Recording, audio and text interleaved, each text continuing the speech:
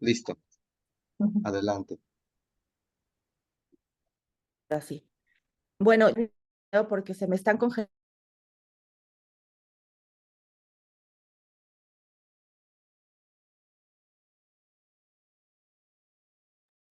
No se congelando escucha. todos y eso tal vez pueda ayudarme. Apena mucho.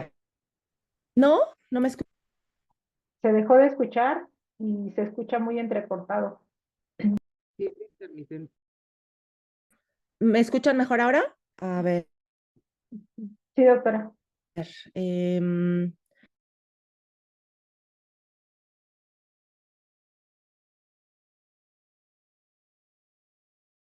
ok, perfecto. Esperemos que se mantenga así. Este tema de lo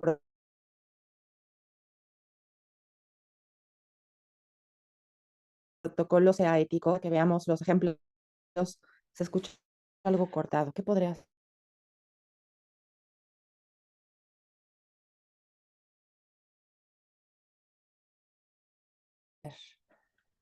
Sugiere Ivy que salga y vuelva a entrar.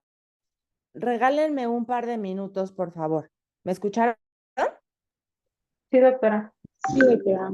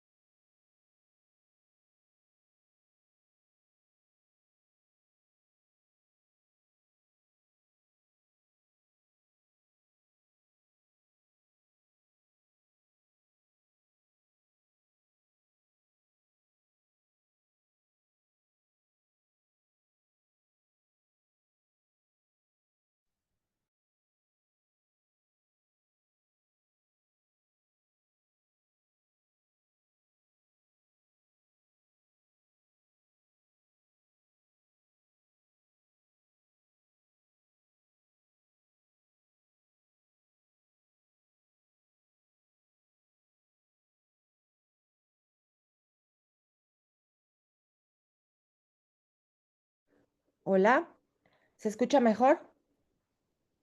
Sí, Sí. Sí, doctora. doctora. Buenísimo. Bueno, pues entonces vamos a trabajar de una vez en sus proyectos con respecto a aplicar estos puntos que hacen que nuestro protocolo sea ético. Ustedes ya vieron el video que le subió Andrei, ¿cierto? De Sí. cuáles son los Sí. aspectos que hacen que una investigación sea ética. Y les voy a hacer como una anotación que no recuerdo si está en el video o no. Em, en nuestro país, ¿cómo funciona? Principalmente en el IMSS es como yo les puedo platicar, porque pues es donde he estado más tiempo. Pero en nuestro país, como se evalúan los protocolos, es de una manera bastante sui generis en comparación con otros países. Nosotros tenemos tres comités, que es el comité de investigación, el comité de bioseguridad y el comité de ética en investigación. En general en el mundo es un solo comité el que se tiene, que pues se le llama Comité de Ética en Investigación o Institutional Review Board o Ethics Committee, dependiendo de dónde estén, en qué parte del mundo, pero básicamente es un solo comité que evalúa todos los aspectos del protocolo. Y puede sonar un poco repetitivo la evaluación que hace en nuestro país el Comité de Ética y el Comité de Investigación. El Comité de Bioseguridad, pues bueno, tiene muy limitadas muy acotada, no limitada, muy acotada eh, vaya, su parte de evaluación que tiene que ver pues básicamente con las muestras, tejidos, el cómo se hace todo el manejo de lo biológico. Y el comité de investigación evalúa la metodología. Sin embargo, el comité de ética evalúa todas las anteriores. Entonces, si el comité de ética les hace alguna evaluación con respecto a su metodología, es porque es imposible evaluar la ética de un protocolo sin evaluar los aspectos metodológicos. porque un protocolo que no es metodológicamente robusto, que no tiene planteado un plan de análisis estadístico que sea, con el cual sea factible hacer un buen análisis de los datos, pues inmediatamente se vuelve antiético hacer ese estudio por pues el gasto de recursos institucionales, por el riesgo al que se pueden exponer los participantes, por un montón de cosas que tienen que ver con la logística. Entonces, pues siempre van a tener que evaluar dentro de los aspectos éticos, cuando hagan el apartado de aspectos éticos, la cuestión metodológica, ¿no? Por si les causaba ahí un poco de conflicto, pues es porque no es posible evaluar. Pueden tener una idea maravillosa, pero si no tienen el cálculo del tamaño de muestra bien hecho, pues los resultados que van a poder obtener de ese estudio no van a ser concluyentes, en virtud de que no van a tener el poder estadístico para contestar y el hacer un estudio de investigación que arroje resultados que no son confiables también es antiético, porque imagínense el siguiente escenario. Se hace un estudio de investigación en donde si se hubiera calculado adecuadamente el tamaño de muestra, pues diría que ese cálculo que se requieren 300 sujetos de investigación.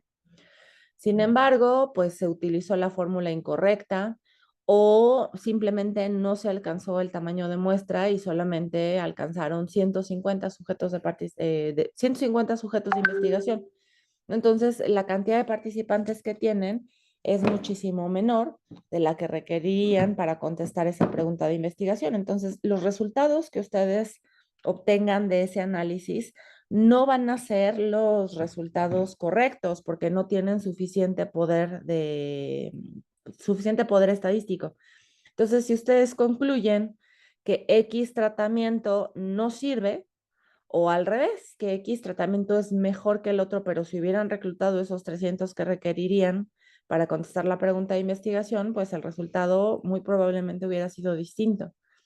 Entonces alguien podría tomar la decisión de darle algún tratamiento a algún paciente o de mandar a hacer alguna prueba diagnóstica o hacer alguna maniobra en un paciente con base en un resultado que no es el correcto, porque no se hicieron los pasos que deberían de hacerse.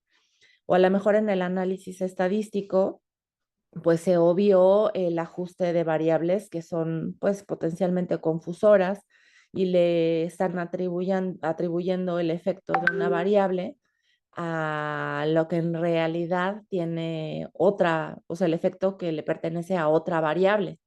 Entonces nos estaríamos equivocando y es por eso que la ética tiene que evaluar los protocolos como un todo, porque las consecuencias de la mala ciencia pues son muy importantes sobre la salud de las personas, ¿ok?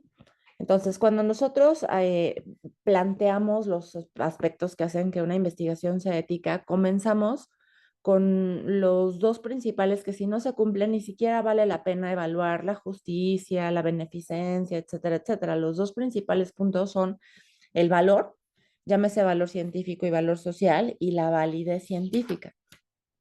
Y esto es porque también hacer un estudio que no sea valioso en nuestro contexto puede ser también antiético, aun cuando sea una genialidad de idea, ¿no? Les voy a poner un ejemplo que para mí fue pues muy evidente este punto. Alguna vez llegó al comité de ética un protocolo de una tecnología nueva para hacer la medición de la glucemia en pacientes con diabetes. Y era una prueba que se hacía por medio de la respiración. Así como los alcoholímetros, se hacía más o menos una tecnología parecida para evaluar la glucemia de los pacientes. Resultaba pues muy atractivo, ¿no? No tener que picar a nadie. El hecho de que se pudiera hacer una prueba en aliento es muy atractiva y pues principalmente, ¿no? En niños, por ejemplo, una gran alternativa. Sin embargo, cuando se evaluaron los costos, costaba 10 veces más digamos que el equivalente a una tira reactiva, el hacerlo por medio del aliento. Entonces, si el instituto ni siquiera tiene la capacidad de proporcionar tiras reactivas para el uso de glucómetros, ¿cuál sería el uso de esa información en nuestros pacientes?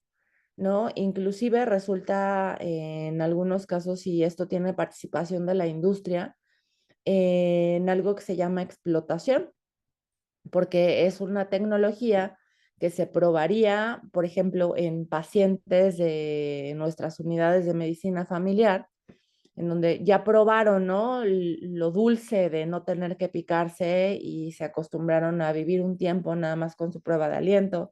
Lograron tal vez tener un mejor control de la glucemia y de pronto se acaba el estudio y se los quitan y no tienen acceso a esa tecnología en caso de que funcione. Entonces también tenemos que pensar en el contexto de de nuestro instituto y pensar en la factibilidad y qué tan posible podría ser la implementación. No, tal vez si estamos en una institución privada, pues el contexto sea totalmente distinto y los pacientes sí podrían verse beneficiados porque es algo a lo que podrían acceder. Pero cuando se prueba una intervención o una prueba diagnóstica en un lugar en donde no hay posibilidades de que se implemente, y esto tiene fines, digamos, lucrativos, ¿no? Que la empresa que lo está creando, pues va a ganar dinero vendiéndolo a otro sector que no es en el que se probó.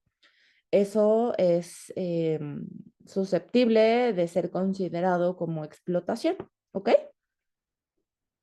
Entonces, vamos a platicar de los aspectos que hacen éticos a su protocolo y me gustaría escuchar de algunos de ustedes cuál consideran que es el valor. Y esto tiene que tener un fuerte peso social, ¿no?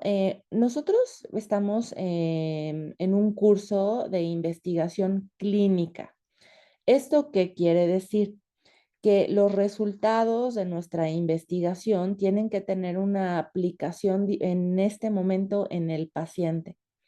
No, si bien la investigación básica es pues muy relevante y nos ayuda a comprender los procesos, nos ayuda a entender o sea, dentro de las células, cómo funcionan las cosas, en muchas ocasiones pues no tiene una aplicación directa en el paciente. Lo que se espera de sus proyectos es que tengan un valor clínico, que cuando finalice su estudio y tengan la respuesta a su pregunta de investigación puedan decir, bueno, con base en esta investigación se va a poder modificar esta conducta terapéutica para esperar una mejora de tanto. ¿Ok? Entonces, eso es lo que vamos a analizar de primera mano. Bueno, empezaré con quienes tienen la cámara prendida. Entonces, con las dos doctoras, Verónica y Flor, ¿quién de ustedes quiere empezar a explicarnos cuál sería el valor de su propuesta? Hola, Adelante. buenos días. Mi propuesta de estudio para este diplomado en realidad no fue un estudio que tuviera una intervención. Yo estoy en un servicio de hematología en un HGZ en segundo nivel y lo que yo pretendo analizar es la prevalencia que ha habido de una enfermedad que se llama mieloma múltiple en la época previa al COVID, la época durante el COVID, que bueno, como todas las enfermedades, bajaron las incidencias por la cuestión de que la gente acudía menos, pero sobre todo la prevalencia que hay después de la época de COVID, porque tengo la impresión de que la incidencia de esta enfermedad ha aumentado de forma considerable en los años post pandemia.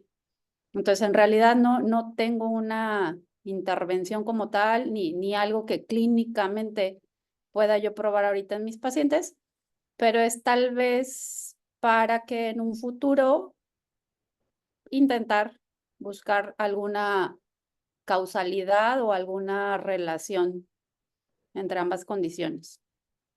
Ok, y siempre dicen por ahí que para llegar al fin último hay que preguntarnos y por qué o para qué más o menos unas 7 veces, ¿no? Entonces tenemos que seguir preguntando, ok, muy bien. El objetivo de este estudio es saber si la enfermedad por COVID-19 tiene algo que ver con el incremento si es que sale positiva la hipótesis de que es más alta la prevalencia actualmente de ese mieloma. ¿Y para qué queremos saber eso? ¿No? Ok, para en un futuro. Sí, o sea, en realidad es en sí como que en la época, entonces considerando la enfermedad, pero también la vacunación. Entonces, Ya salió otra cosa. o sea, es en realidad ver, o sea, lo que sucedió tal vez en esta época que pudiera haber hecho el incremento y pues están esas dos principales variables desde mi punto de vista, ¿no? Tanto la infección como la vacunación. Entonces, ¿por qué?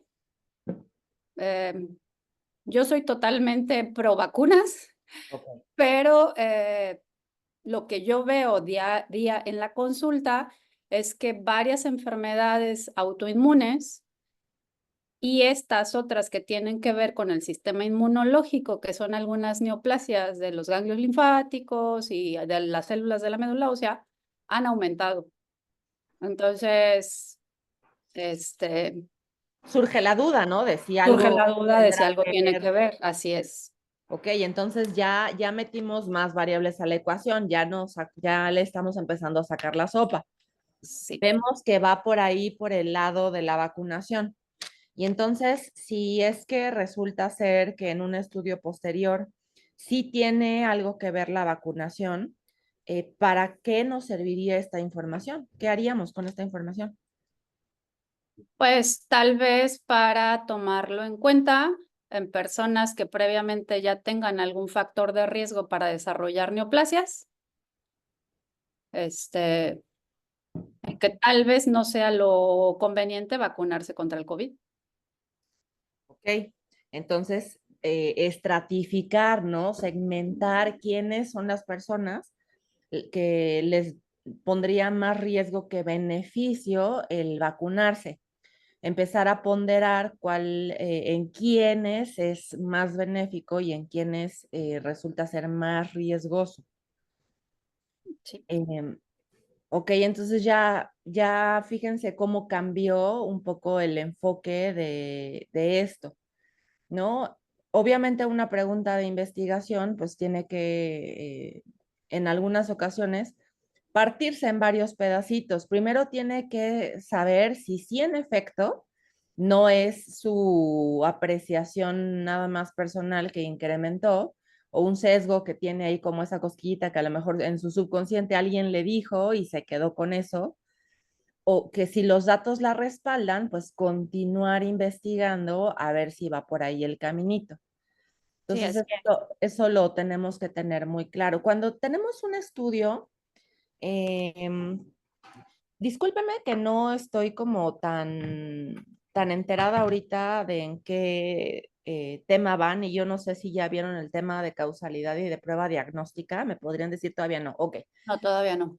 Es muy buen momento para que tengamos esta discusión que a veces uno se confunde. En la investigación clínica prácticamente hay de dos sopas. O tenemos prueba diagnóstica, que son los estudios de proceso, en donde queremos saber si alguna tecnología, algún aparato, algún reactivo nos puede ayudar a identificar una enfermedad igual o mejor que el gold estándar, que lo que ya se usa ahorita como prueba de referencia. Esa es una. Y el otro lado o el otro tipo de estudios son los estudios de causalidad, en donde yo quiero saber si X es la causa de Y, por ejemplo, estudios de factores de riesgo, o si un tratamiento puede provocar una mejoría o si resulta ser peor. También ese es un estudio de causalidad en donde yo quiero asociar una variable con otra. Este tipo de estudios, como el de Vero, es un estudio que normalmente se clasificaría como un estudio epidemiológico, porque lo que va a hacer es medir frecuencias. No está ni diagnosticando nada, ni está, o bueno, no está evaluando ninguna prueba diagnóstica, no está viendo causalidad en este momento, pero hacia allá lo quiere encaminar.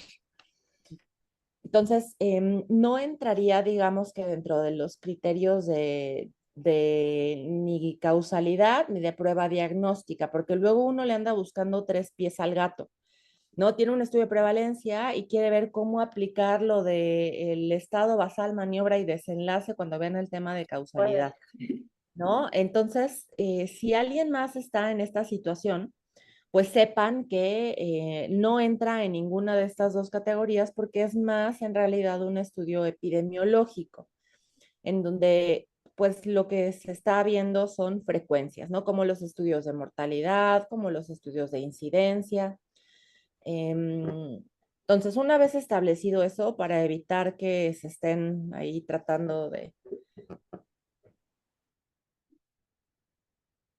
de arrancar ahí los pelos de la desesperación, que no entienden cómo eso cuadra con causalidad o con prueba diagnóstica, pues bueno, ya nos quedó claro que el valor de esta investigación sería establecer, en primer lugar, si hay una diferencia en la prevalencia de la enfermedad de mieloma antes y después. Y yo ahí veo que habría o sugiero refinar, porque no es tanto por la enfermedad por COVID, sino la vacunación por COVID, Sí, sí, ¿no? sí. Por eso es importante seguirnos preguntando ¿y por qué? ¿Y por qué? ¿Por qué? Porque vamos a ir entendiendo mejor nuestra pregunta de investigación. ¿Ok?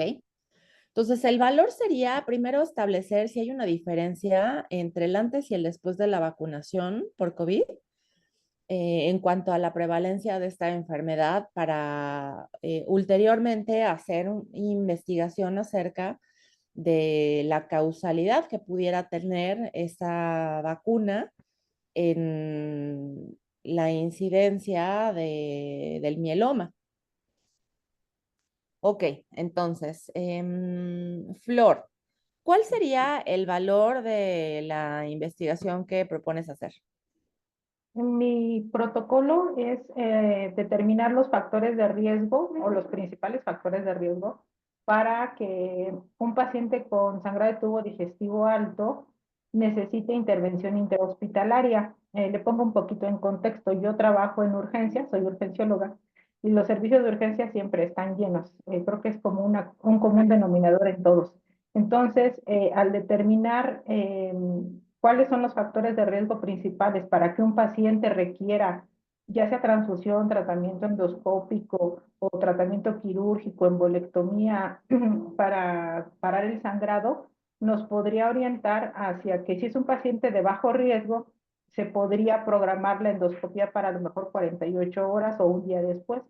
Y los que no, se podrían quedar en los servicios de urgencias para que le hagan una endoscopia temprana. He leído algunos estudios y hay muchas escalas, pero la mayoría se enfocan a la mortalidad. Los factores de riesgo para sangrado de tubo digestivo están ya bien establecidos. Sin embargo, para determinar si el paciente requiere como endoscopía o tratamiento hospitalario urgente, hay escalas, hay una escala nada más, pero no está validada, pero no, tiene algunos, como que faltan unos componentes que en las otras escalas se podían complementar. Entonces, el beneficio o el valor de mi investigación sería que una vez que tuviéramos los factores de riesgo para determinar si un paciente se va o se queda en urgencias, pues es sobre todo que los servicios de urgencia se mantengan bueno, a lo mejor en condiciones óptimas de de llenado, de estar llenos o con camas disponibles para los pacientes que verdaderamente requieren estar en urgencia. Ok. Entonces, el valor de esta investigación va a ser y de poder tener los factores de riesgo para identificar quiénes sí se deberían de quedar y quiénes no. Pero esto se va a quedar en un estudio de factores de riesgo o se va a generar una escala. Pues sí, eso sería como muy ambicioso, pero sí sería, a mí me gustaría mucho hacer como un estudio multivariado de regresión para poder hacer los factores de riesgo y a futuro hacer una escala en la que nos podamos basar. En urgencias casi todos somos escalímetros y articuleros, entonces nos basamos en escalas y en revisar artículos, entonces pues precisamente por eso es de que sí me gustaría en un futuro hacer una escala. Ok, muy bien. Muchas gracias. Entonces, lo primero que tenemos que preguntarnos es si nuestra pregunta de investigación no está, antes de decir que vamos a aportar ese conocimiento, tenemos que estar seguros de que nuestro estudio de investigación tiene una pregunta que no ha sido contestada previamente o que tenemos duda acerca de su aplicación. Digamos que ya existen estudios que evalúan eso en otros países, pero pensamos que no es aplicable en nuestra población por algunas características, ¿no? Tal vez por la cantidad de pacientes, no sé, con diabetes, con hipertensión, o no sé. Existe en la literatura, digo, ya nos dijo que no, pero ¿estás completamente segura de que no existe un, no existen artículos que hayan indicado cuáles son estos factores de riesgo para requerir hospitalización en estos pacientes? Sí, doctora, sí hay artículos, de hecho hay una escala que se llama de Glasgow-Blatchford y que está para determinar ese tipo de desenlace, por decirlo así, y determina algunos factores de riesgo. Y existen otras escalas para determinar la mortalidad del sangrado de tubo digestivo. Em, pero no se enfocan como tal en lo de determinar si requieren o no requieren intervención temprana. Entonces, yo lo que quiero hacer es buscar si aparte de los factores de riesgo que no toman en cuenta, por ejemplo, la edad en la escala esta principal que se enfoca al desenlace, no toma en cuenta la edad y, bueno, he encontrado artículos que la edad es determinante para la gravedad del sangrado de tubo digestivo.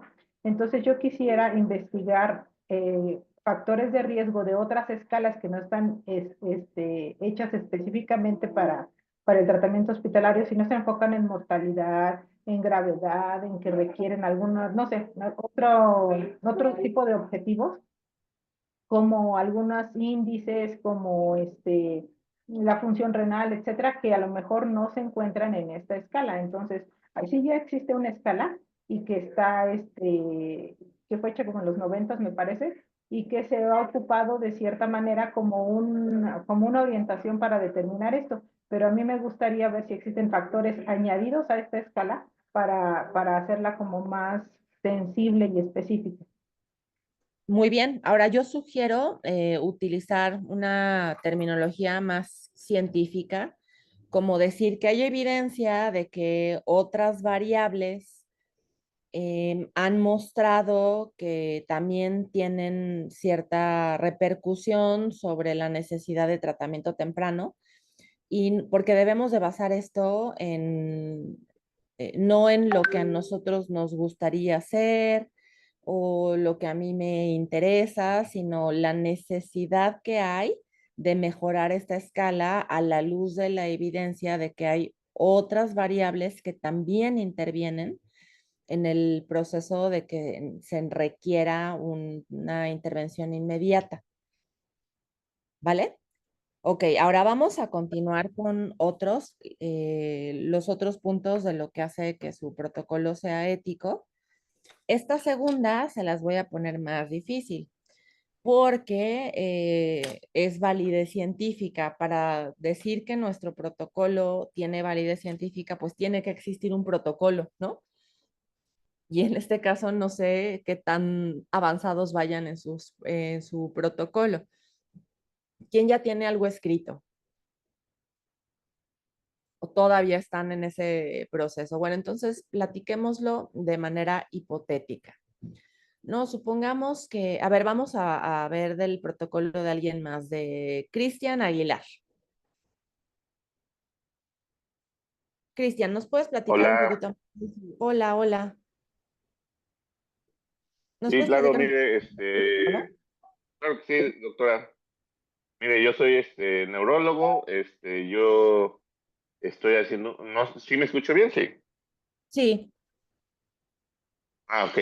Bueno, yo estoy haciendo un protocolo de los pacientes con esclerosis lateral amiotrófica y pues básicamente, pues yo también, bueno, estaba haciendo neurofisiología y pues básicamente en las pruebas diagnósticas de lo que es la electromiografía y la neuroconducción, nosotros sacamos un índice que normalmente ese índice en las personas pues sanas es casi negativo en un 5% y llega a ser positivo en las personas que tienen esclerosis lateral amiotrófica, casi en más de un 50%.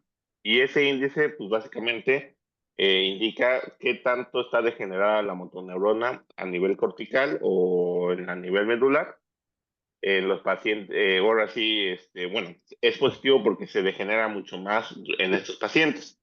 Entonces, pues básicamente ahora sí, lo que yo quería ver era qué tanto este índice puede, ahora sí, en los pacientes que al momento del diagnóstico, porque de hecho son pruebas rutinarias, no se tienen que hacer otras pruebas, simplemente se tienen que sacar valores de diferentes nervios. Básicamente se tiene que, bueno, quería ver qué tanto este índice al momento del diagnóstico puede predecir que el paciente pueda requerir manejo con ahora sí asistencia ventilatoria mecánica temprana respecto a los pacientes que lo tienen negativo. Ujú. Y pues eso obviamente viendo escalas, relacionando el índice también tal con escalas, bueno, con estudios de espirometría, con estudios de la mecánica respiratoria. Y pues ahora sí, el valor del estudio, pues básicamente es ver, pues a qué pacientes se recomendaría tal vez, bueno, si este índice puede ayudar a determinar a qué pacientes le podemos dar de forma electiva y temprana la asistencia mecánica ventilatoria. Ok.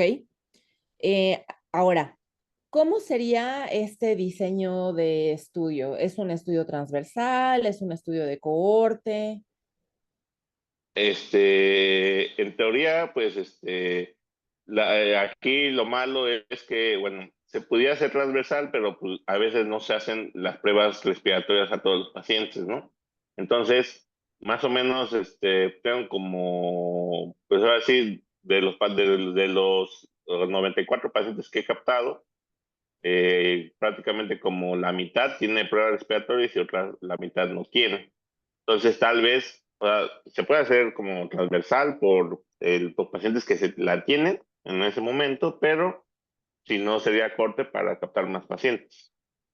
Ok, entonces ahorita no les puedo pedir mucho porque apenas están tomando el diplomado, pero le vamos Ajá, a platicar un poquito de los problemas que podría tener. Si lo hace transversal, la mitad no tiene ajá, las pruebas. Esto podría exacto. ser, esto podría ser un sesgo importante porque es posible que los que no tienen las pruebas son tal vez los que están en peor estado, ¿no? Que tienen Ujú, mucho más dificultad para acudir a sus consultas tal vez, o pudieran ser aquellos que tengan alguna característica que no esté bien definida, pero que esté asociada con el ajá, desenlace. Entonces, el depender de lo que sucedió en la vida y tener algunos que tienen y algunos que no tienen la prueba que necesita, pues puede ser un sesgo importante. Entonces, tendría que clasificar su estudio como, pues, con muchas limitaciones. Si es que estuviéramos hablando, si lo hiciera así, y si estuviéramos hablando de que ya lo tiene pensado como un transversal, pues es un estudio en el que sería cuestionable la validez científica si lo hiciera de esa manera. Entonces, tendremos que pensar en una manera de hacer esa investigación para que no tenga valores perdidos, ¿no? Por ejemplo, los pacientes que lleguen, invitarlos a participar en el estudio y asegurarse de que todos tengan las mismas pruebas, para que no haya un error de mayor diagnóstico en un grupo que en otro, tal vez. O a quién se le van a diagnosticar más cosas, pues a los que se les hayan hecho pruebas. No es lo que ha pasado con muchas enfermedades tipo, por ejemplo, cáncer de colon o cáncer de próstata. A veces no es que no se haya, no es que se haya incrementado la incidencia de estas enfermedades, sino que antes no se hacían tantas pruebas diagnósticas. Entonces, si no, como dicen por ahí, ¿no? El que busca encuentra. Entonces, si antes no se buscaba Claro. sistemáticamente algo, pues no lo vas a encontrar, ¿no? Probablemente le atribuían la causa de muerte a otra cosa, y puede ser que sí, pero esa persona también ya tenía cáncer de próstata, ¿no? Entonces, la validez científica, pues la van a poder defender al final del curso, cuando ya puedan decir, bueno, mi cálculo del tamaño de muestra es adecuado porque utilicé la fórmula de diferencia de proporciones. Las pruebas estadísticas que voy a utilizar pues van a llegar a un modelo multivariado, ¿no? Como quiere Flor, para poder ajustar por el peso de cada una de las variables y decir, bueno, independientemente de la edad, ¿no? Ajustando por la edad, qué tanto peso tiene el que hayan consumido AINES, por poner un ejemplo, en los últimos 3 días, ¿no? O qué efecto tiene que tengan esta otra característica ajustando por esta variable que ya nos dijo que pesa mucho, ¿no? La edad. Y entonces todo lo que tiene que ver con si la validación de los cuestionarios que van a utilizar, pues está, vaya, si están utilizando cuestionarios que hayan sido validados, si no tienen sesgos de selección, si tienen una propuesta de plan de análisis estadístico que sea la correcta, que vayan a utilizar los instrumentos adecuados para esa población, si los equipos que van a utilizar tienen la calibración correcta, todo lo que tenga que ver con esta metodología, con el que vayan a medir todas las variables que puedan influir en su proceso de causalidad, que no se me olvide medir una variable que es muy relevante, ¿no? ¿Qué tal que yo quiero medir si la exposición a plásticos se asocia con diabetes, ¿no? O la exposición a vasos de cartón de la sirenita, como el que estaba tomando Vero, se asocia a ansiedad, ¿no? ¿No? Y al rato estamos diciendo que el cartón tiene algún componente que se asocia con la ansiedad, pero ¿qué creen? Se me olvidó meter en el modelo que eso contenía 476 mililitros de cafeína pura, ¿no? Entonces le estoy atribuyendo el efecto al vaso y se me olvidó medir el café. Entonces, el tener la medición de todas las variables que puedan influir en ese proceso, pues va a ser determinante en la validez científica de esa investigación, ¿no? O luego hacen medición, digamos, hacen estudios de enfermedades crónicas, hipertensión, diabetes es la clásica y quieren ver el efecto de algún medicamento y no miden bien la dieta. ¿Qué le pega más a la diabetes? Pues lo que se empaca la gente, ¿no? Entonces puedes tener el mejor hipoglucemiante del mundo, pero si no ajustas porque uno come ordenadamente y el otro vive de refrescos, panecitos de dulce, papitas fritas, pues el resultado que tengamos no va a ser el adecuado porque tenemos que pues ajustar por el cómo están comiendo, si están haciendo o no están haciendo ejercicio, por el cuánto tiempo tiene de evolución la enfermedad, ¿no? Para decir, independientemente de esto y de aquello, el efecto de este medicamento es este. Entonces, la validez científica es algo que debe de ser tomado en consideración cuando estemos hablando de los aspectos éticos. Y ahora vámonos con el tercer punto, que es el de selección justa de los participantes. Ahora que nos platique Yadira, ¿cuáles son los criterios de inclusión, de exclusión que tendría en su protocolo? Y vamos a evaluar si la población de manera general en la que va a hacer su investigación tiene pues algunas dificultades tal vez para tener un buen entendimiento de la carta de consentimiento informado. Vamos a ver si es justa la selección que está haciendo de la población. En el contexto de Hola. la primera pregunta, antes de ver criterios de inclusión y de exclusión, sería ¿en dónde se haría el reclutamiento y por qué ahí? Hola, buenos días. Hola. Bueno, yo soy residente de medicina familiar. El protocolo que quiero desarrollar se va a llevar a cabo en la unidad de medicina familiar donde estoy. En uno de los consultorios en donde estoy actualmente rotando. El estudio que quiero hacer es para ver la asociación de la depresión en los pacientes de recién diagnóstico de DM. Y lo que quiero hacer es un estudio de casos y controles de la comparativa entre los pacientes de nuevo ingreso, bueno, de recién diagnóstico de DM contra los de otras enfermedades. Entonces son los pacientes que están entre 30 a 75 años de recién diagnóstico. Son más o menos 6 meses lo que se está reclutando. Y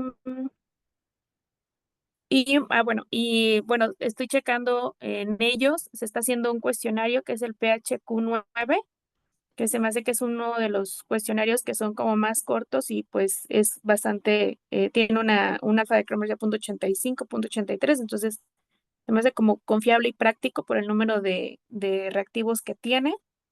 Y se va a hacer un seguimiento a 6 meses para ver si en estos pacientes, en posterior a que se identifique si tienen o no tienen una depresión, si esto repercute de alguna manera para el control de la glucemia, si tiene algún tipo de asociación para los pacientes que tienen descontrol, sobre todo en este periodo de recién diagnóstico. Ok, o sea, digamos que la pregunta de investigación es si el diagnóstico si el que cuando los diagnostiquen con diabetes, ellos tienen depresión, Exactamente, eso va a influir en su control metabólico. exactamente. Creo que, bueno, por los estudios que he visto y en la práctica, creo que una de las complicaciones que más tenemos, como lo mencionaba hace un momento, es como el cambio de mentalidad. Entonces, casi siempre lo adjudicamos a que no se le educa al paciente o que no tiene desconocimiento, pero no, como que no está tan estudiado si hay un impacto, sobre todo con esta enfermedad por las demás, a nivel psicológico, y que esta etapa de negación o esta depresión que se le hace porque al final del día hay un cambio es un cambio de vida, es una repercusión que marca como tal a la persona. Si esta etapa de negación o esta etapa de depresión es la que hace que no tengan un adecuado apego, y realmente en la práctica médica, hasta que el paciente no nos refiere algún dato directo de depresión o una afectación a su vida diaria, nosotros no hacemos las derivaciones. En el caso de la clínica en donde yo estoy, no hay un servicio de psicología como tal cercano, se tienen que derivar a otra unidad que es en la ciudad ya de Puebla, porque yo estoy en Teciutlán. Entonces, como que es un poquito más complicado las derivaciones. Entonces yo creo que si se pudiera identificar si hay o no una asociación de esta depresión con estos pacientes, se pudiera hacer como una derivación temprana o como parte del tratamiento de las derivaciones que se hacen a nutrición, a estomatología, a, a medicina preventiva, etcétera, se puede hacer una derivación temprana no sé, algún tipo de intervención para que estos pacientes tengan el manejo en conjunto y evitar las complicaciones y el descontrol en este periodo y obviamente para las complicaciones futuras. Ok, entiendo el protocolo.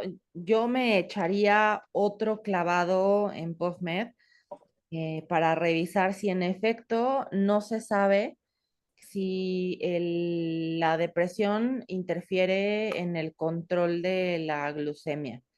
No soy obviamente experta en el tema, pero me parece que puede haber mucha información al respecto. Pero bueno, lo que estamos haciendo ahorita es evaluar la justicia.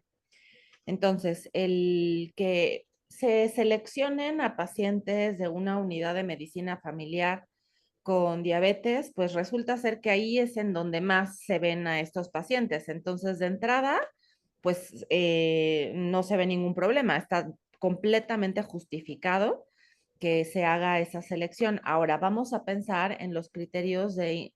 Y bueno, voy a platicarles un poquito más de esto para que entiendan por qué les pregunto esto.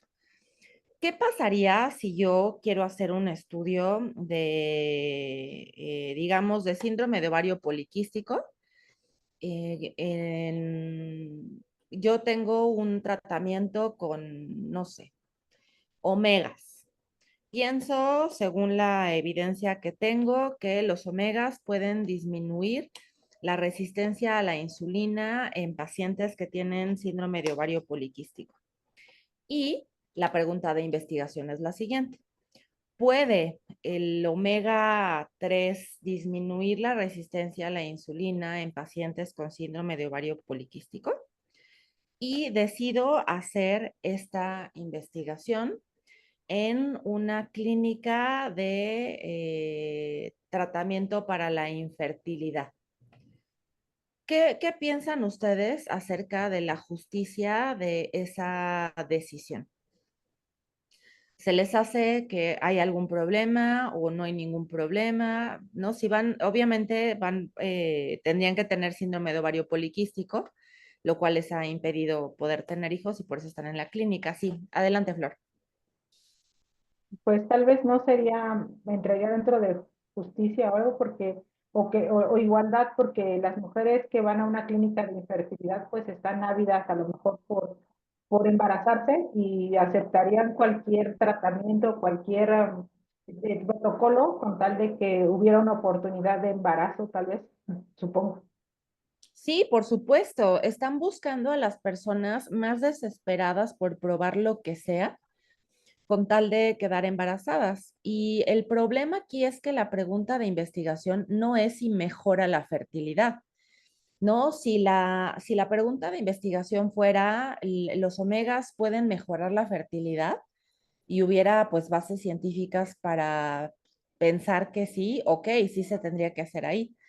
Pero es injusto que vayan a buscar pacientes que están con un estado psicológico pues de ansiedad por querer embarazarse y que es mucho más fácil que acepten tomar un tratamiento que si se van a, no sé, a un segundo nivel en donde ven a chavas en sus 20 que lo último que quieren es embarazarse, ¿no? Entonces pueden querer, pueden tomar una decisión mucho más libre, porque ellas dicen, bueno, querré probar esto para ver si mejora mi sensibilidad a la insulina o me quedo con lo que me da el ginecólogo.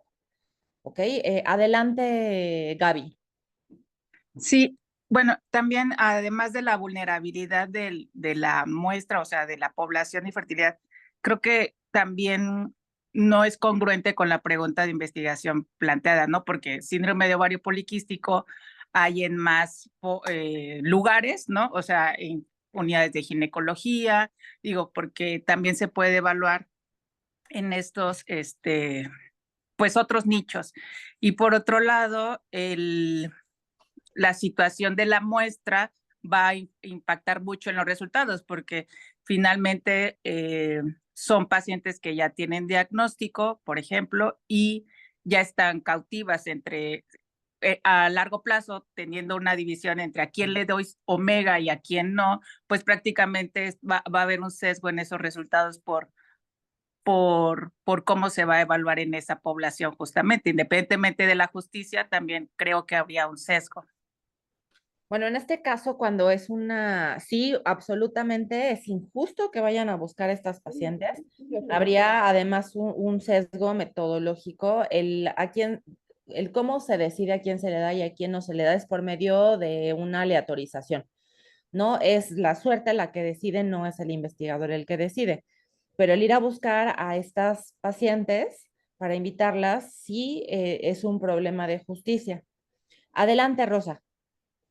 Bueno, pero también para no irnos con ejemplos más reales, pues es que el manejo psicológico y de agradecimiento que tiene uno como paciente ante las instituciones de salud que hacen estos protocolos, es inconmensurable el gusto con que uno va a esos protocolos. Toda vez, ejemplo, el IMSS está haciendo un protocolo desde el 2010 acerca de las enfermedades cerebrovasculares en pacientes jóvenes sin enfermedades crónicas. Entonces, cuando uno le da un EBC, entras a ese protocolo y te dan a beber sustancias que no sabes ni qué, solamente te dicen horario y que tienes que tener mucho cuidado porque cada bolsita que te dan cuesta más de 300,000 pesos y te lo dan en diferentes años, diferentes tiempos, diferentes periodos y te llaman cada mes después de 7, 8 años, 9 años para preguntarte, Rosy, ¿cómo te sientes? Rosy, ¿te valoran en centro médico? Uno como paciente y médico, sabes que nunca has firmado un consentimiento informado, mas sin embargo, el mismo proceso de resultados que se van a dar en el 2030, si llegamos a vivir al 2030 de este protocolo, pues uno lo hace con mucho gusto como paciente, porque los resultados que se presenten tienen que ser en beneficio de todos los jóvenes o la gente que viene tras de uno.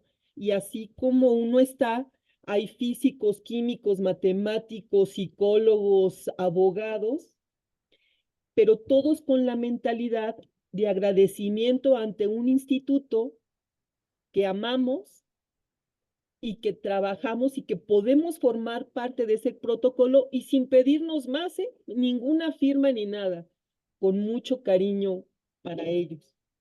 Gracias. Ok, bueno, aquí tengo que hacer una pausa. Como dice José Ibarra, eso que nos acaba de decir Rosa es la antítesis de lo que es la ética. Los estudios en nuestro país y en absolutamente cualquier país y esto lo dice desde el Código de Nuremberg, desde lo que se publicó después de la Segunda Guerra Mundial. Los protocolos de investigación solamente pueden llevarse a cabo bajo consentimiento informado. Entonces, si alguien en el instituto está haciendo una investigación en la cual no hay un consentimiento informado, está violando la ley, además de la ética. Y adicionalmente, cuando una persona va a entrar a un estudio, se le tiene que explicar todos los procedimientos. Y se le tiene que decir siempre qué es lo que está o lo que va a suceder, solamente en el caso de que sea un ensayo clínico aleatorizado. El participante no sabe si le tocó el tratamiento 1 o el tratamiento 2 o si le tocó placebo o el tratamiento activo, pero saben cuáles son las sustancias que están involucradas. Tal vez no saben exactamente cuál les tocó. Entonces, eso que nos acaba de decir Rosa es muy ilustrativo porque bueno, es justo lo que no se debe de hacer y es una de las razones por las cuales el médico tratante jamás puede ser el investigador que obtenga el consentimiento informado de los potenciales participantes, porque justamente esta admiración, este cariño, esta confianza que le tiene el paciente al médico o a la médica tratante va a hacer que tenga ceguera con respecto a la toma de decisiones. Entonces, si el médico que te sacó de cuando te infartaste o te tiene controlado el lupus, te invita a participar en un estudio de investigación, el paciente, o sea, ni lo va a pensar, va a decir, pero por supuesto que sí, lo que diga mi médico, eso yo lo hago. Si me dice párate de cabeza, yo me paro de cabeza. Si me dice inscríbete en este estudio, me voy a inscribir. Entonces, por eso, quien solicite el consentimiento informado tiene que ser una persona absolutamente ajena, ¿no? La cual no tenga ninguna figura de poder o ninguna figura de autoridad para el potencial participante. Entonces, retomando el tema de la justicia se tiene que evaluar tanto a nivel macro como en dónde estoy haciendo esa investigación. La estoy haciendo en un lugar que es muy conveniente porque la gente no sabe leer bien y es más fácil que acepten participar. O lo estoy haciendo en un lugar donde siempre faltan las medicinas, entonces con tal de recibir medicinas, las personas aceptan participar en cualquier protocolo. O lo estoy haciendo donde justamente es el meollo del problema, ¿no? Y donde se tiene que resolver el problema es en las UMFs. Bueno, pues lo estoy haciendo en las UMFs. Ahora, eso es a nivel macro. A nivel micro, tenemos que pensar en los criterios de inclusión y de exclusión para ver si son justos, ¿no? ¿Quién estaba dando sus criterios Yadira. Yadira, ¿cuáles serían los criterios de inclusión y de exclusión de tu estudio? Pues los criterios de inclusión son los pacientes que correspondan al consultorio donde estoy ahorita. Todos los pacientes que han sido diagnosticados como DM de primera vez en un periodo de los 6 primeros meses. Estoy haciendo un caso sin controles, entonces estoy considerando también todos los pacientes que han sido diagnosticados con cualquier otra enfermedad en ese mismo periodo, que no tengan un diagnóstico previo de depresión. Y pues bueno, hasta ahorita con eso voy. Ok, voy a hacer una pausa para que encamines bien tu estudio y no vayas a tener después más problemas. Ese no es un estudio de casos y controles. Y un estudio de casos y controles es aquel que parte del desenlace. Tendría que tener, por ejemplo, si el desenlace es control o descontrol de la enfermedad, los casos serían los que están controlados y los controles serían los otros, ¿no? O sea, un grupo sería los que están bien controlados y otro grupo los que están mal controlados. Y se tendría que echar un vistazo hacia atrás en cuáles tenían depresión en el diagnóstico y cuáles no tenían depresión en el diagnóstico. Aquí yo veo un poco revuelta la idea. En realidad, para poder tener una comparación de si la depresión es la que va a determinar si tienen buen o mal control, tendrías que tener una serie de sujetos diagnosticados con diabetes con depresión y una serie de sujetos diagnosticados con diabetes sin depresión.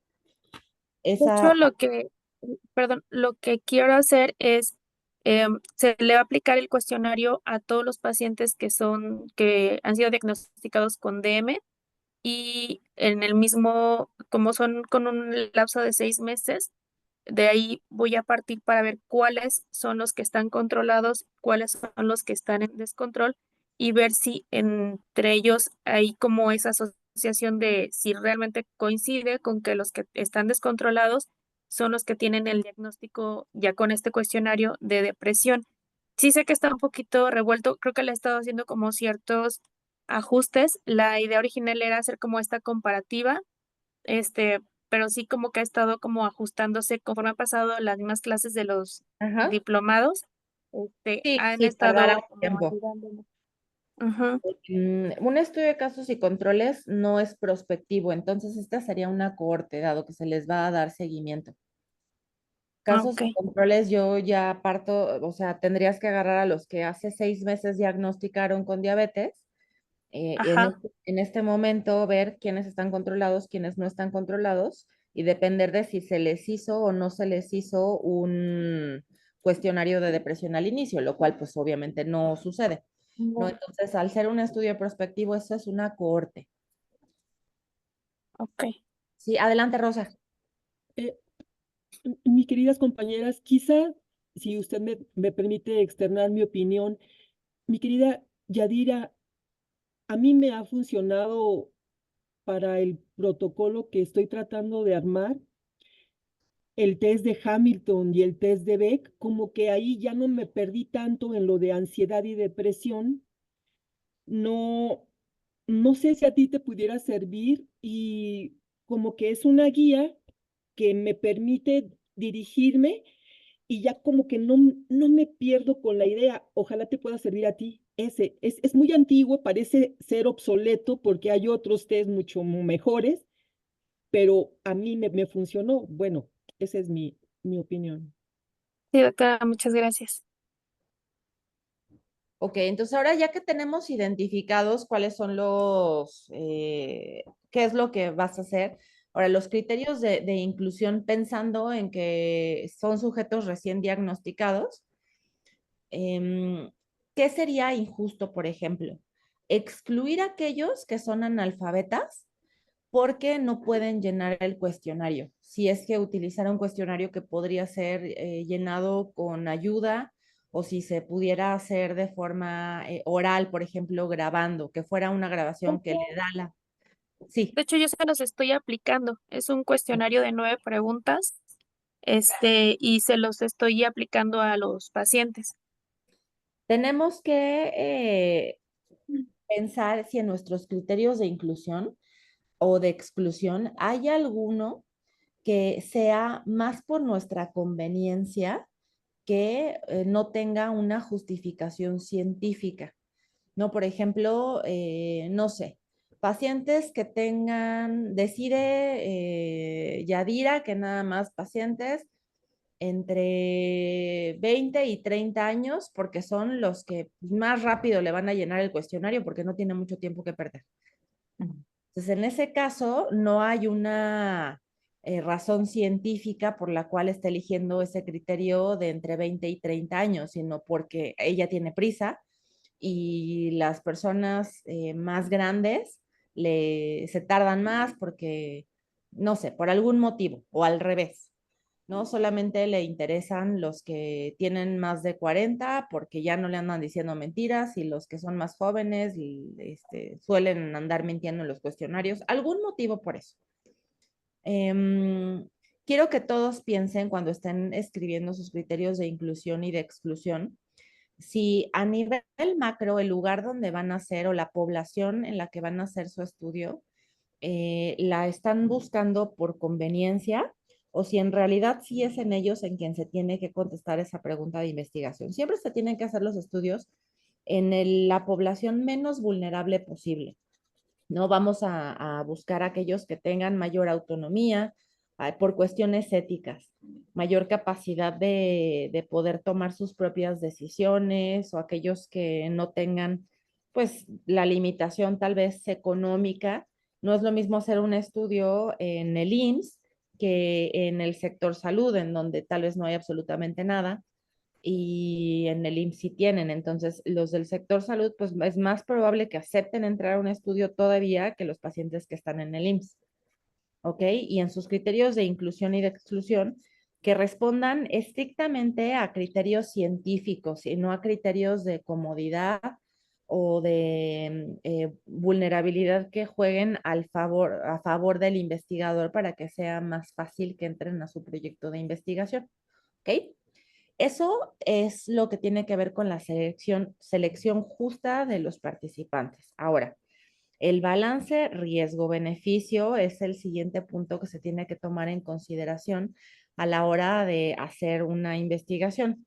Y aquí les puede costar un poco de trabajo, pues pensar en este balance, ¿no? ¿Cómo que un balance? ¿Que existe una balanza, una báscula que me mida los riesgos y los beneficios? ¿O cómo es que los voy a contrastar? Bueno, no existe como un método en donde yo pueda decir esto, no hay una ecuación que nos diga esto pesa más que aquello otro.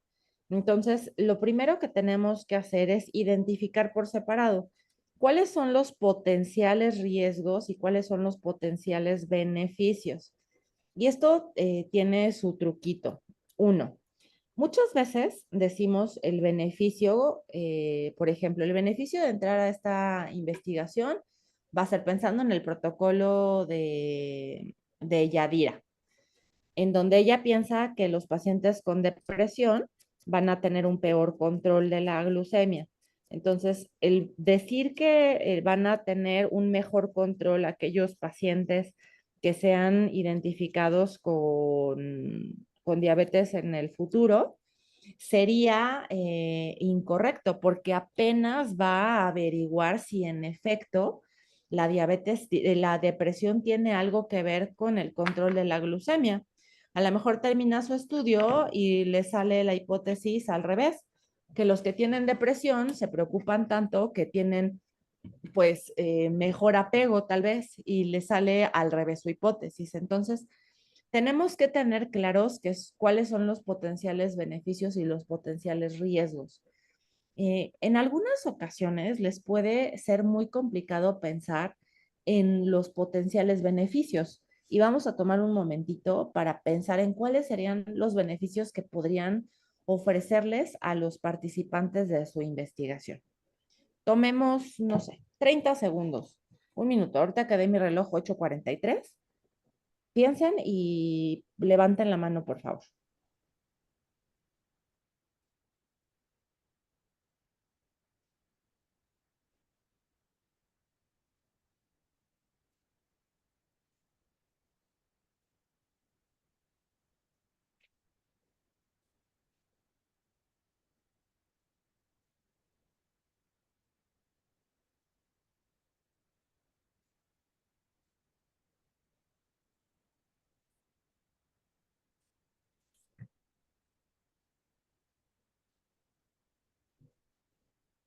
¿Alguien que quiera compartir sus beneficios? Sí, adelante, María Luisa.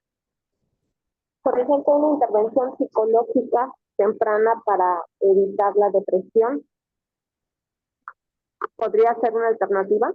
¿Eso es pensando en el ejemplo de Yadira?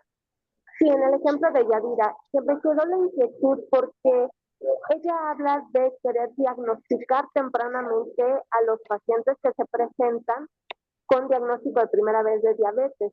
¿Qué tanto valorar la incidencia de depresión en diabetes mellitus como factor predictivo del descontrol metabólico podría asociarse por medio de un estudio de cohorte, donde lo que estuviéramos buscando sería la incidencia de la depresión con la finalidad de una detección temprana que favoreciera a la comunidad de pacientes portadores de diabetes con intervenciones educativas de acompañamiento de tanatología para mejorar el estado depresivo y valorar qué tanto se deprimen realmente. Sí, esa es otra pregunta de investigación. Sí. Sin embargo, tiene mucha relevancia y ahorita te doy la palabra, Yadira, porque por cuestiones éticas, si es que eso fue, lo que pasa es que Yadira todavía no sabe muy bien qué es lo que va a hacer, entonces no podemos trabajar de manera concreta sobre su protocolo. Pero el evaluar una intervención para ver si mejora el control metabólico es mucho mejor y mucho más ético, porque probablemente nunca le aprobarían un protocolo de investigación en donde diagnostique a una serie de sujetos con depresión y los deje ir así para ver si eso provoca que no se controlen, ¿no? Tiene sus problemas éticos porque una vez que uno identifica algún problema, no puedes solamente voltear hacia el otro lado y dejar que siga el problema. Entonces ahora sí, Yadira, adelante. En el punto que comenta la doctora, que agradezco mucho el comentario, em, dentro de las revisiones que he hecho en la literatura, sí hay como ciertos estudios en donde sí hay un estudio sobre la depresión asociada al ADM como tal. Sin embargo, la razón por la cual me quiero enfocar a los pacientes de recién diagnóstico es porque una vez que el paciente avanza o que tiene complicaciones o que hay implicaciones ya económicas, puede, bueno, lo veía como que hubiera más sesgos en cuanto si la depresión era por las complicaciones que tenía el paciente, por la retinopatía o por el pie diabético o incluso desde el mundo punto de vista de la afectación laboral o económica. Por eso es que me quiero enfocar a los de recién diagnóstico para ver qué tanto impacta el diagnóstico de DM como tal en un paciente y ver si esto es lo que hace que exista o no un descontrol que sea como la causa que no hemos analizado hasta ahorita.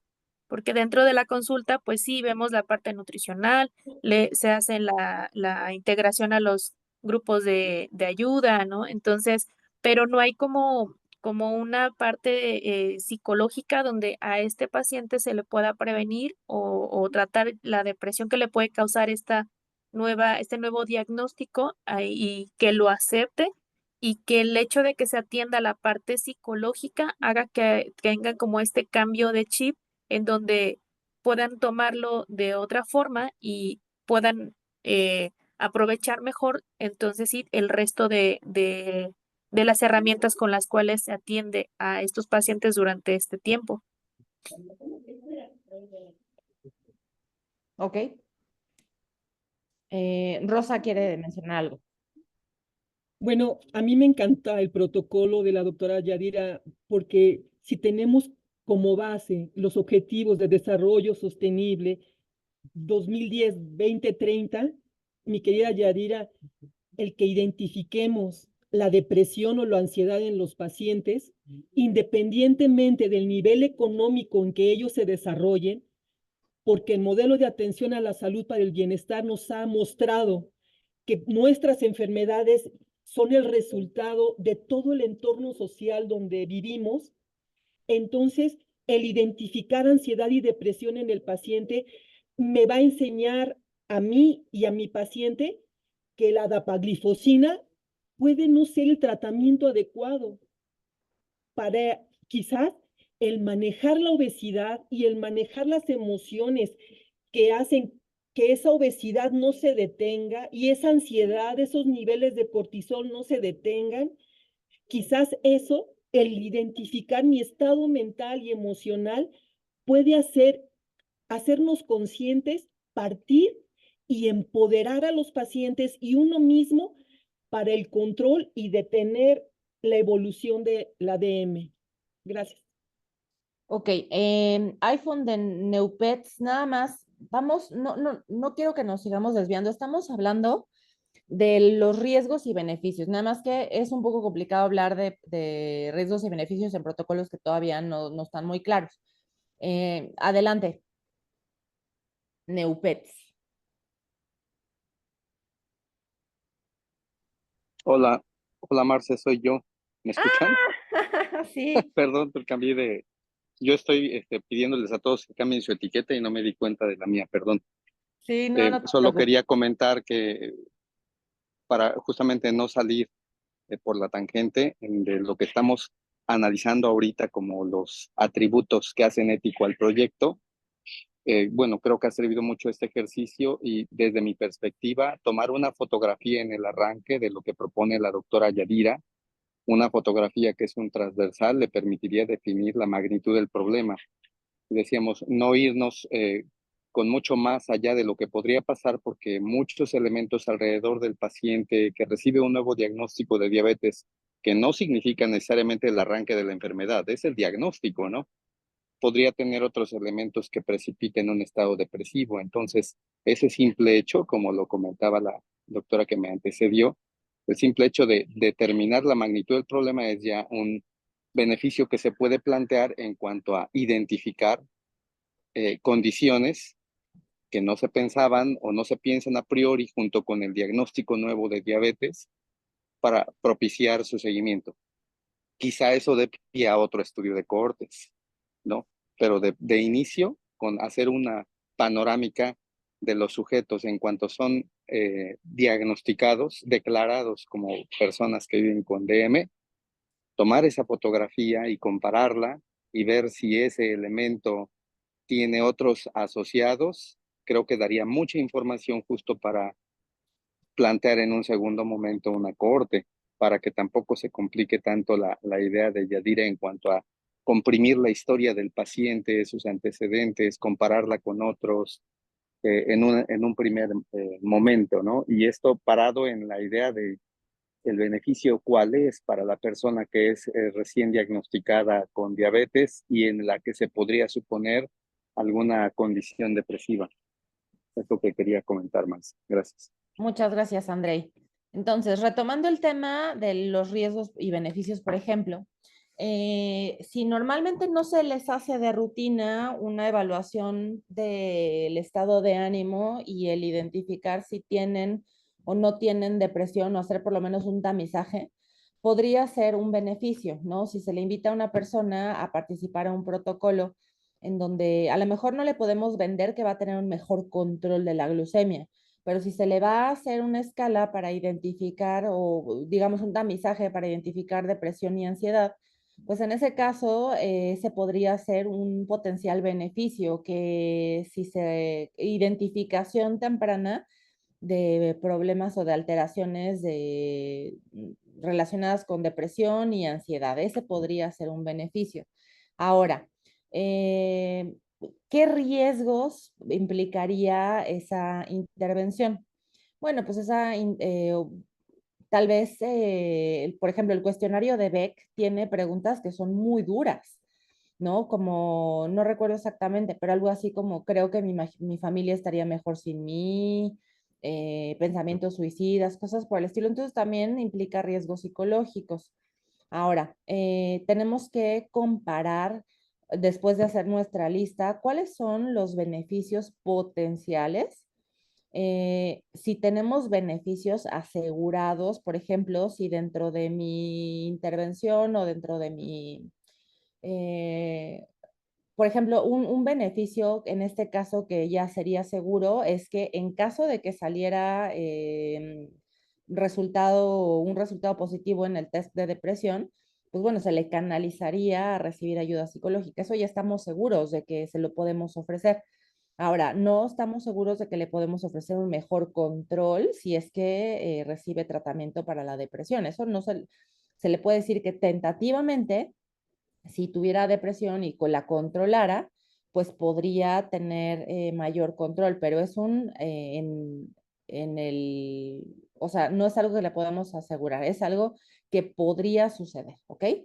Entonces tenemos que tener muy claro lo que sí se le puede ofrecer directamente, que sabemos que va a suceder, y qué es lo que a la mejor podría ser un beneficio. No dar falsas esperanzas de lo que va a suceder cuando en realidad no lo podemos asegurar. ¿Ok? En algunos casos puede ser que no les vayan a ofrecer ningún beneficio. ¿Qué piensan de eso? ¿Sería correcto tener un estudio en donde no se ofrezca ningún beneficio?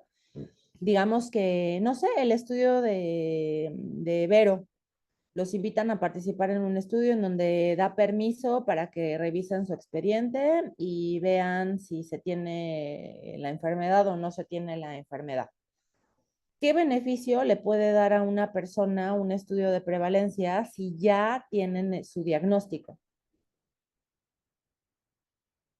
Ninguno. Y está bien, no pasa nada. Se puede hacer una investigación en donde no se tenga un beneficio directo para los participantes. Lo que se explica es que es un beneficio en la ganancia del conocimiento para poder dar un mejor tratamiento a los pacientes en el futuro. Solamente es aceptable un estudio que no tenga beneficios siempre y cuando tampoco tenga riesgos. No puedes ofrecer un estudio, por eso es un balance. No puedes ofrecer un estudio que tenga riesgos y que no tenga ningún beneficio. ¿Ok? Entonces, digamos que lo que tenemos que sentarnos a hacer es o hacer una lista de cuáles son los posibles beneficios, beneficios directos, qué es lo que sí le podemos ofrecer. Es posible que no tenga ni un beneficio potencial y ni un beneficio directo. El único beneficio sea para la sociedad.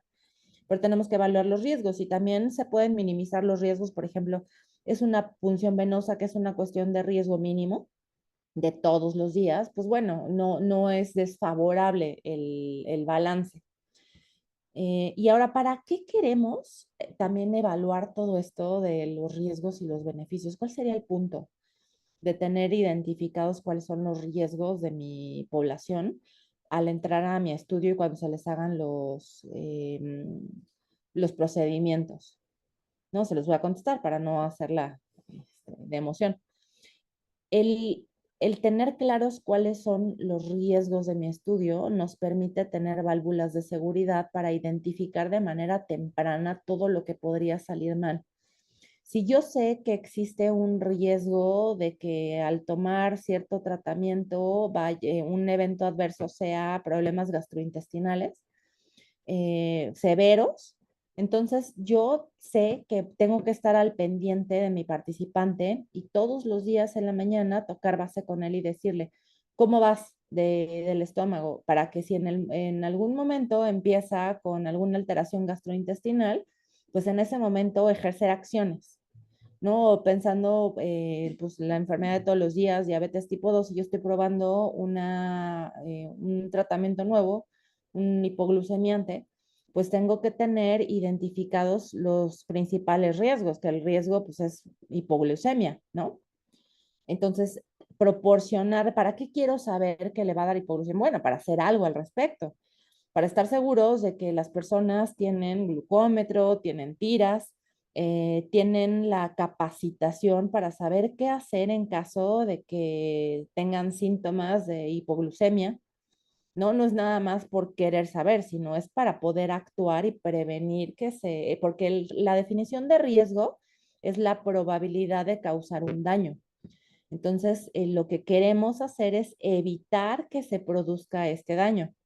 Todos están en riesgo, pero si ejercemos las acciones adecuadas para evitar que se presente este daño, pues entonces estamos haciendo un buen uso de ese análisis de los riesgos. ¿Ok?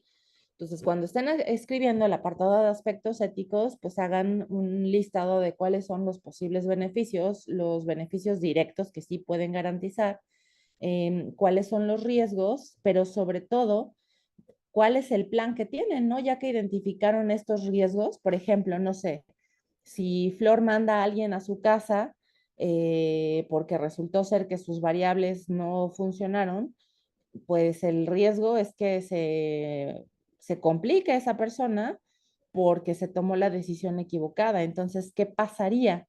¿No? Si ella hiciera más adelante una intervención en donde se tomara la decisión de si se queda o se va con base en la escala que ella generó.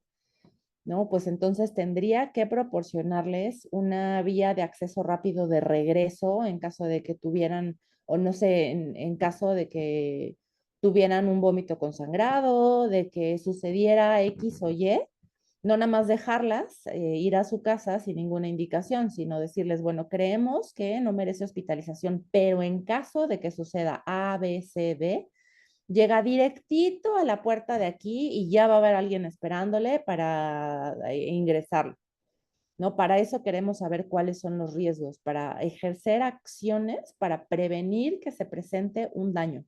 Ese es el objetivo principal. Y nunca sería ético un protocolo de investigación en donde haya más riesgos que posibles beneficios. Ahora, el siguiente punto, que es la revisión independiente, pues significa que para que su protocolo sea ético, tiene que haber sido evaluado y aprobado por los 3 comités que pide nuestra legislación mexicana. Ahora, me parece haber escuchado por ahí que están ya caminando algunos estudios. Esos estudios que ya están caminando, ¿ya tienen aprobación de los comités? o empezaron a reclutar previniendo que no les fuera a ganar el tiempo, pero apenas van a mandar el protocolo a evaluación, ¿no? Aquí es importante que no se puede registrar ni una sola letra de los datos de ni un paciente hasta que no se los conviertan en participantes oficiales de una investigación con un protocolo registrado o aprobado. Si es un estudio que requiere consentimiento informado, pues obviamente con el consentimiento informado de los participantes. Y si es un estudio en el cual se les exime del consentimiento informado, pues bueno, con la carta de aprobación de que les dieron permiso de registrar estos datos sin pedir permiso a los pacientes, que los están convirtiendo en participantes porque tienen muy bien descrita su metodología para el resguardo de la privacidad de esos datos, ¿ok? Luego, el que les haya dado el visto bueno el jefe de servicio o su tutor o algo así, eso no significa que tienen una evaluación independiente. Entonces, un estudio que empieza sin la aprobación de los comités es un estudio antiético. El consentimiento informado, vamos a tener oportunidad de platicar de eso más adelante. El consentimiento informado que ustedes hagan no deben de pensarlo nada más como una hojita, un formato que les van a llenar. El consentimiento informado es un proceso. Es toda la metodología para explicarle a una persona de qué se trata el estudio, cuáles son los procedimientos, por qué lo estamos haciendo y se documenta por medio del formulario del consentimiento informado. El consentimiento informado no es el papel, es el proceso en donde se les explica a las personas. Y este debe de verse como un proceso activo, en donde se tiene que mantener esta vigilancia de si la situación cambió, tal vez porque hay más información al respecto o porque no sé, digamos que la situación del participante cambió, de pronto se deterioró mucho y hay que reevaluar si quiere seguir formando parte de esa investigación. Esto no es como en La Sirenita, cuando Úrsula le pide a la Sirenita su firma y ya se quedó con su alma para siempre. No, este es un proceso activo en donde si la cosa cambia, se tiene que reconsentir. ¿Ok? Luego, el punto de respeto es algo que también no sé si estemos en condiciones de hablarlo en este momento porque veo que sus protocolos pues, todavía no están armados, pero el respeto significa el dejar que las personas decidan si quieren participar o no quieren participar, el proporcionarles la información a la cual tienen derecho, ¿no? Por ejemplo, el que se les entreguen los resultados de sus estudios. No es de esto se hizo en el marco de mi investigación, entonces me los quedo. No, el hecho de que tengan la posibilidad de renunciar al estudio, el dejar y ver a las personas como personas autónomas y que pueden tomar sus propias decisiones, el resguardar la confidencialidad de sus datos, todo eso forma parte del respeto a los participantes. Entonces, si se fijan, el apartado de aspectos éticos, cuando lo escribimos con la ayuda de esta guía de los 7 puntos que hacen que una investigación sea ética, pues cambia totalmente la cosa, como a lo mejor nos han enseñado cómo hacer protocolos en el pasado, ¿no? Que era un copy-paste de este protocolo cumple con toda la regulación mexicana, con el código de Nuremberg, con la declaración de Helsinki, la versión de 1987. Oye, pero pues ya hay 3 versiones después de la del 87. Ah, pues es que mi tutor, el último protocolo que escribió, lo escribió en el 87, entonces ya se usó de machote, ¿no? O sea, hay veces que nos topamos con cosas así, inclusive. No es un copy-paste o un machote que vayan a utilizar en los protocolos, sino es un ejercicio de evaluar si estamos cumpliendo con todos los puntos que se requiere para que esta investigación sea correcta. Y aún así no es exhaustiva porque no toma en consideración muchas cosas que pudieran pues verse alteradas como la manera en la que se están utilizando esos datos a posteriori o alguna cuestión de, bueno, no sé, de mal uso de la información, etcétera, etcétera, ¿no? La ética va mucho más allá que estos 7 puntos, pero para la evaluación en términos prácticos del protocolo, esa es una manera muy útil y muy completa de evaluar su propio protocolo. ¿Ok? Entonces, cuando vayan avanzando en su escritura del documento, háganlo de esa manera. Olvídense de lo que se usaba en la prehistoria, de esto cumple con de Helsinki, que en su vida han leído Helsinki, por supuesto, pero cumple. Y verán cómo pueden hacer un protocolo muchísimo mejor, que además con muchas más probabilidades de que sea aprobado, ¿ok?